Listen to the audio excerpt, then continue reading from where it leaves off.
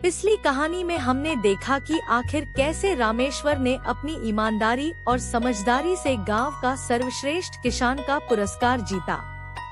अब आगे गांव के उस छोटे से खेत में अब फिर से हरियाली छा गई थी। रामेश्वर की मेहनत और ईमानदारी का फल उसे पिछले साल की अच्छी फसल से मिल चुका था, लेकिन इस साल हालात कुछ अलग थे। बारिश देर से आई थी और पानी की कमी से पूरे गांव के किसान परेशान थे। मोहन, जो पहले रामेश्वर से जलता था, अब थोड़ा बदल गया था।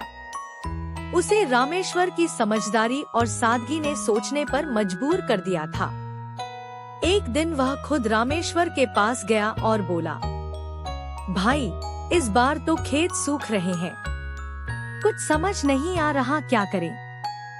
रामेश्वर मुस्कुराया, देखो मोहन, जब वक्त साथ न दे तो डरना नहीं चाहिए, समझदारी से काम लेना चाहिए। पानी नहीं है तो क्यों न हम इस बार कम पानी वाली फसल लगाएं? मोहन ने आश्चर्य से पूछा, कम पानी वाली फसल? हाँ, रामेश्वर बोला, बाजरा, मूंग या तिल जैसी फसलें कम पानी में भी उग जाती हैं और खेत को भी फायदा पहुंचाती हैं। अगले दिन दोनों खेत में साथ निकले। जहां बाकी किसान बारिश के इंतजार में बैठे थे, वहीं रामेश्वर और मोहन ने सूखी जमीन में बीज डालना शुरू कर दिया। गांव के कुछ लोग हंस रहे थे, पानी के बिना फसल उगेगी क्या? लेकिन रामेश्वर शांत था। उसने कहा, मजाक उड़ाने वाले हमेशा मिलेंगे, पर जो कोशिश करता है वही आगे बढ़ता है। समय बीतता गया।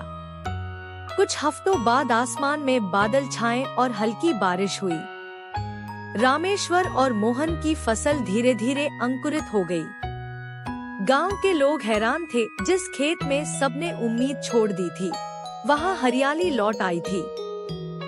गांव का सरपंच खुद उनके खेत में आया और बोला, रामेश्वर, तूने फिर साबित कर दिया कि समझदारी और मेहनत सबसे बड़ी ताकत होती है।